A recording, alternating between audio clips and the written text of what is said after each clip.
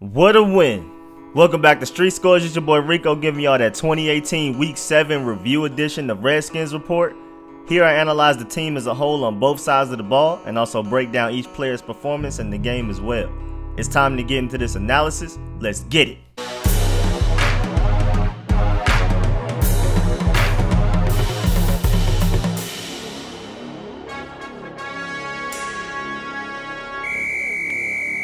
We finally won back-to-back games. The Redskins beat the Cowboys 20-17 in Landover, Maryland.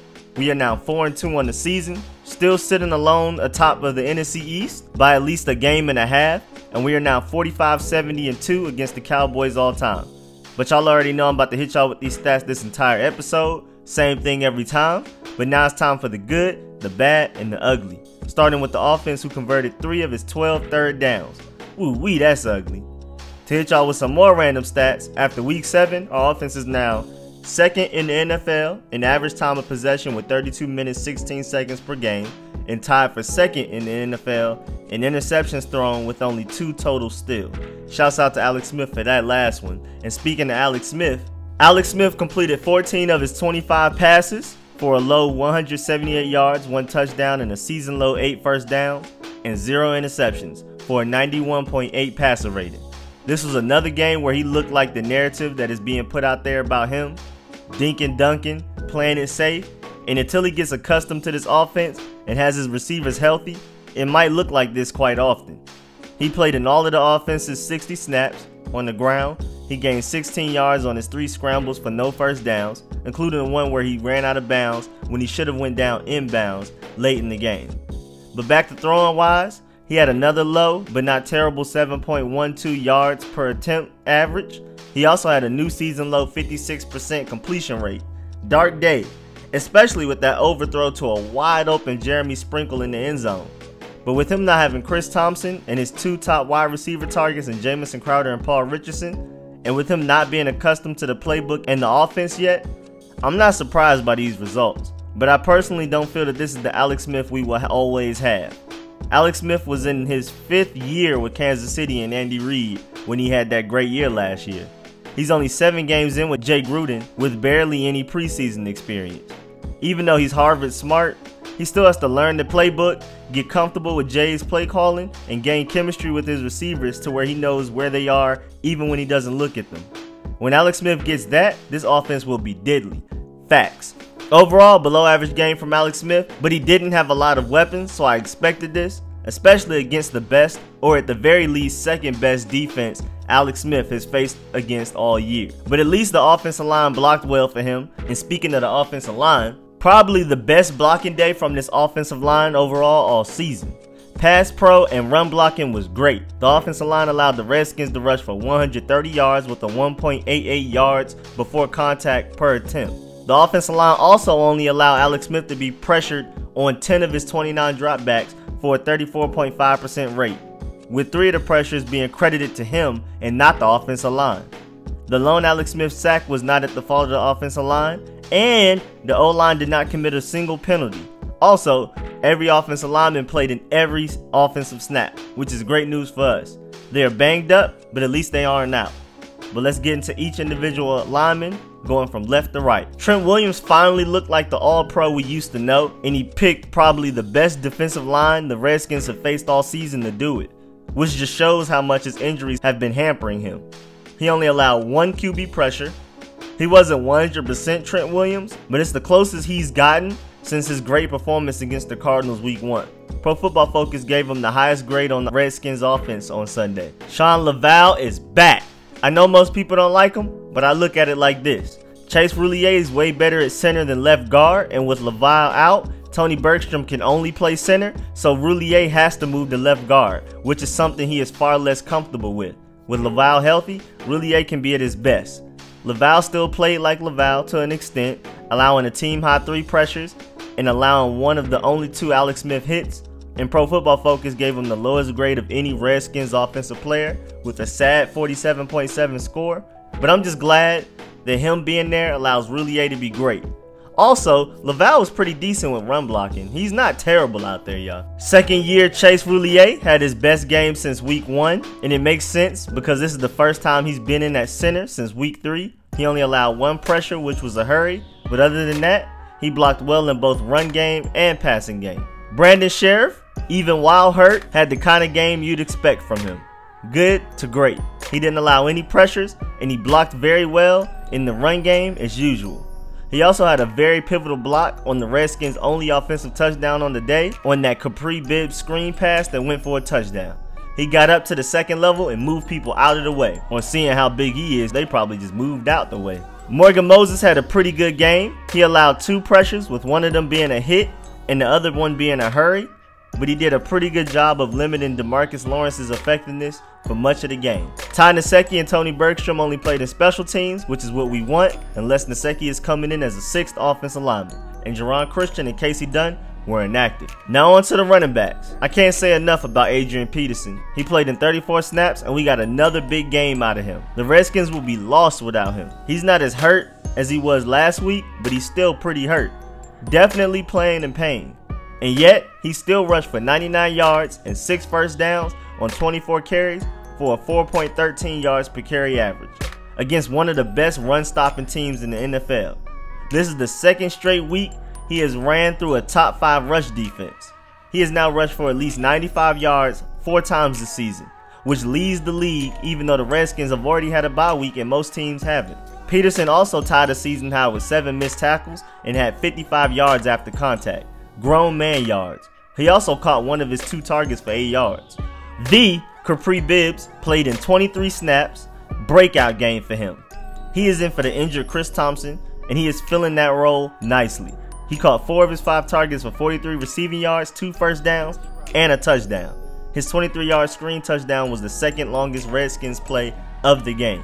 He also had 2 rushes for 13 yards, with all 13 of those yards coming on one of those carries. While Chris Thompson was out with injuries, Samaje Perine played in 2 snaps, and with how many more snaps Capri Bibbs played compared to Samaje Perine, it's interesting when you remember that Capri Bibbs was placed on the practice squad while Samaje Perine made the original 53-man roster.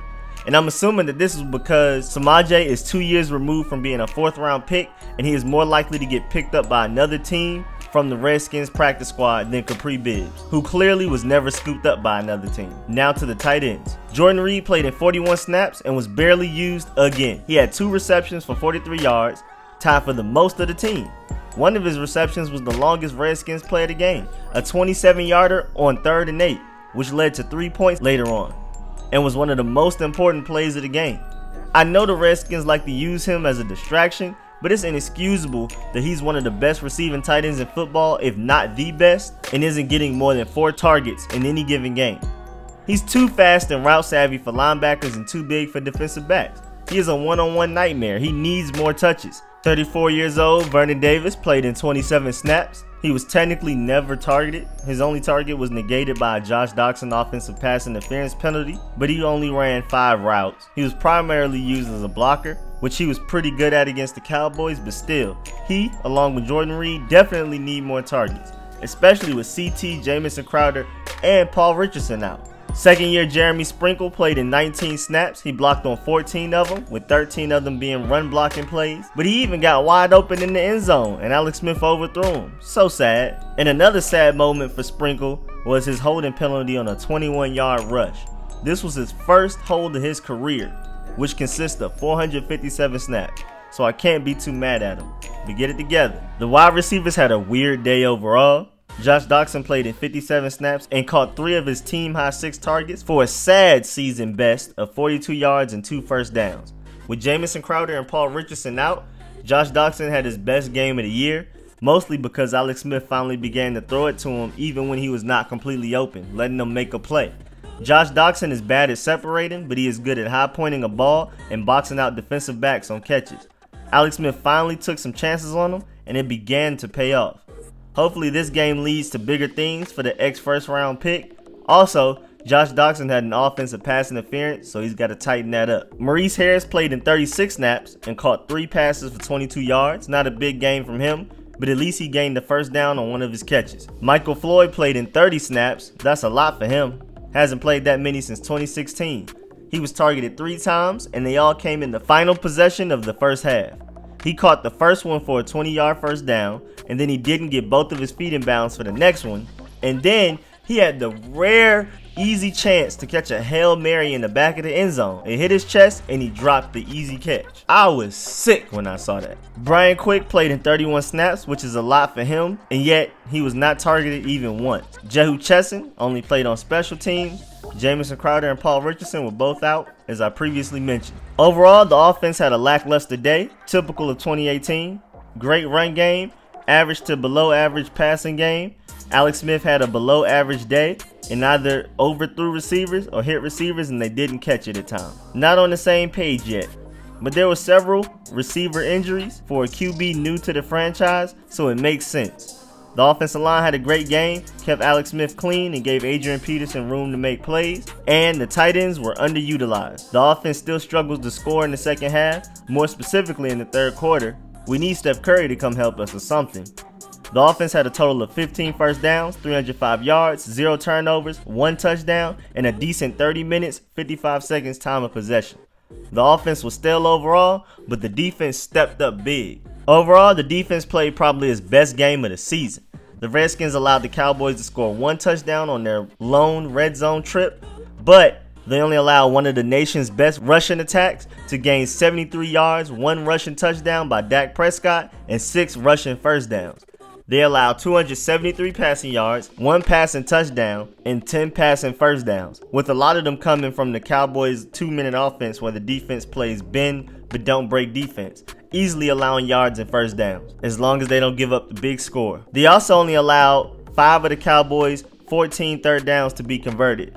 They forced 2 defensive turnovers and scored with 1 of them. The defensive pass rush pressured Dak Prescott on 23 of his 44 dropbacks, a great 52% pressure rate. They also had 4 sacks, 1 of them leading to a fumble touchdown, and 4 QB hits. Best pressure game from the Redskins defense all year. The defense held Ezekiel Elliott to 33 rushing yards, 2 first downs, and an ugly 2.2 yards per carry, with his longest rush going for 6 yards. This was the second worst game of his career.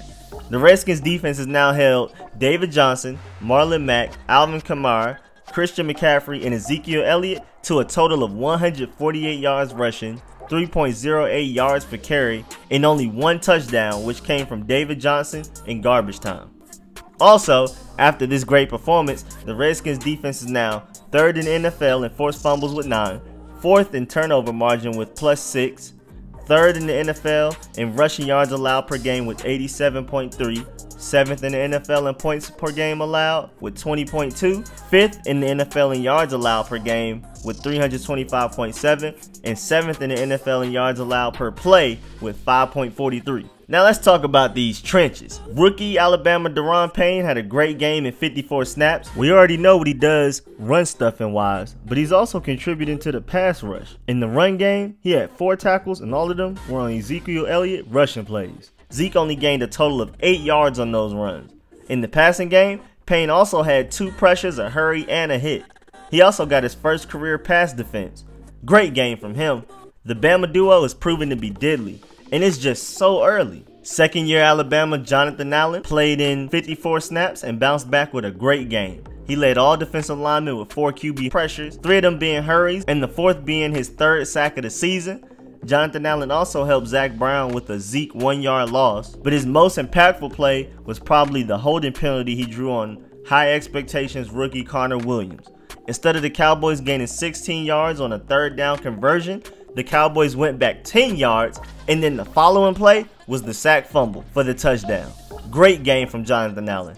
These two, Daron Payne and Jonathan Allen, will be a force in this league for a long time. Matt Ioannidis played in 36 snaps, and we can't forget about him. He is another great piece to the dominant and young Redskins defensive line. A prime example of how developing homegrown players can pay off big. The 2016 5th round pick didn't have a great game stat-wise, but he played a major role in holding up the Cowboys' offensive line and stuffing up Zeke's run lanes.